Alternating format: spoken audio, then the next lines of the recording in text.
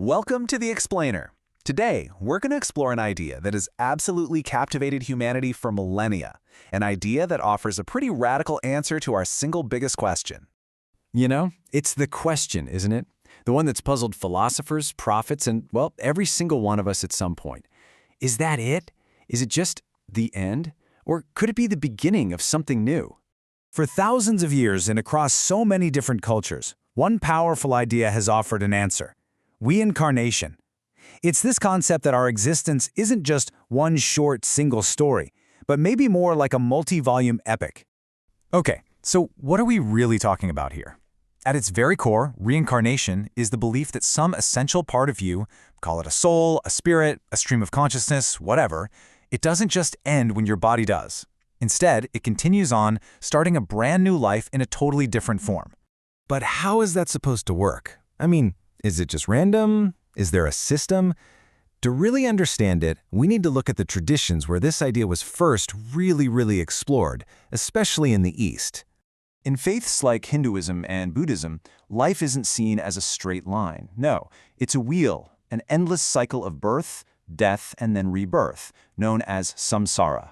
And this isn't always seen as a good thing. It's a continuous cycle that's often characterized by suffering, and that suffering becomes the central problem that needs to be solved. So what keeps this wheel turning? What decides if your next spin on the wheel lands you in a better spot or a worse one? The answer comes down to a single, really powerful concept: karma. Now, karma isn't some system of reward and punishment from a cosmic judge. It's more like the ultimate law of cause and effect. It's the natural, totally inescapable consequence of your own actions. Every choice you make, every intention you have, creates these ripples that don't just shape this life, they actually determine the circumstances of your next one. This brings us to a really fascinating philosophical question. If something of us actually continues, what is it? Is it the you that you know and feel like right now? This is where some of the world's biggest religions diverge in a really interesting way. In Hinduism, the answer is the Atman, an eternal, unchanging soul that travels from one body to the next, kind of like a person changing clothes. But then Buddhism comes along with this radical counterpoint, the idea of anatta, or no self. It argues there is no permanent you that continues. Instead, it's more of a stream of consciousness, a flow of karmic energy. Think of it like this: you use one candle to light another. The flame is transferred, but is it the exact same flame? Now, while we usually associate reincarnation with Eastern religions, the idea is definitely not just from there, not by a long shot. Versions of this belief have sprung up independently all over the globe, all throughout history. I mean, we see early traces of it in India's ancient texts over 3,000 years ago. But what's really fascinating is that around the same time the Buddha was teaching in the East, you had thinkers in ancient Greece like Pythagoras who were exploring the very same concept. A few centuries later, Julius Caesar was writing about how the Celtic Druids believed the soul was immortal and passed into new bodies. And much later, the idea of Gilgul, or the cycling of souls, became a key part of Jewish mystical tradition. And take a look at this. This isn't a carving from India. This is a Roman sarcophagus from the 2nd century. It's covered in symbols from the Orphics, an ancient Greek faith that taught the soul was trapped in a cycle of rebirth.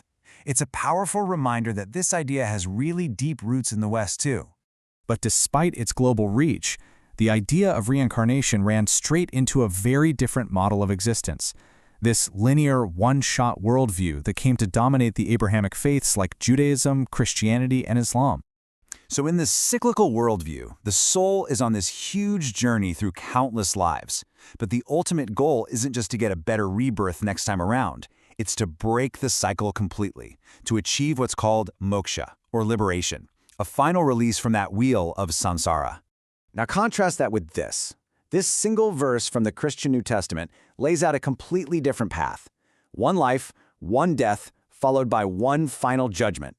This became the foundational belief for mainstream Christianity and Islam. There are no second chances, no coming back. So for mainstream Christianity and Islam, reincarnation was just rejected. It was totally incompatible with their core theology. Any groups that embraced it, like the Cathars in medieval France, were branded heretics and suppressed. But the idea never totally vanished, right? It remained central to faiths like the Druze and kept persisting in mystical traditions like Jewish Kabbalah. Which brings us to the modern era, where this ancient spiritual belief collided head-on with the age of scientific inquiry. Could something so profound ever actually be studied or even proven? And before we just dismiss this as some ancient or purely Eastern idea, get this. A 2009 survey found that nearly a quarter of American Christians believe in reincarnation. So despite official doctrine, it just goes to show you the idea holds this powerful and persistent appeal, even in the modern West. This modern interest wasn't just philosophical either. In the 20th century, a handful of researchers, often working on the fringes of mainstream science, decided to take these claims of past life memories seriously and actually investigate them. The most famous of these was Dr. Ian Stevenson. For 40 years, he documented over 2,500 cases of children who reported these incredibly detailed memories of past lives. He would meticulously verify their claims against public records, and in some of his most compelling cases, children were born with birthmarks that seemed to correspond to the fatal wounds of the person they claimed to be. But the critics argue his work is anecdotal, that it could be explained by things like cultural suggestion or false memories. And crucially, they point out there is no known scientific mechanism for how a personality could survive death. And that leaves us right here. In this amazing exchange, the astronomer Carl Sagan asked the Dalai Lama what he'd do if science disproved reincarnation. His answer just perfectly captures the whole thing. He said, basically, if science can disprove it, we'd abandon it. But it's going to be mighty hard to disprove. It's this dialogue between two ways of knowing, one based on faith and inner experience, and the other on hard evidence. So is reincarnation a spiritual truth, a psychological phenomenon, or something else entirely? The wheel keeps turning, and the question, it remains.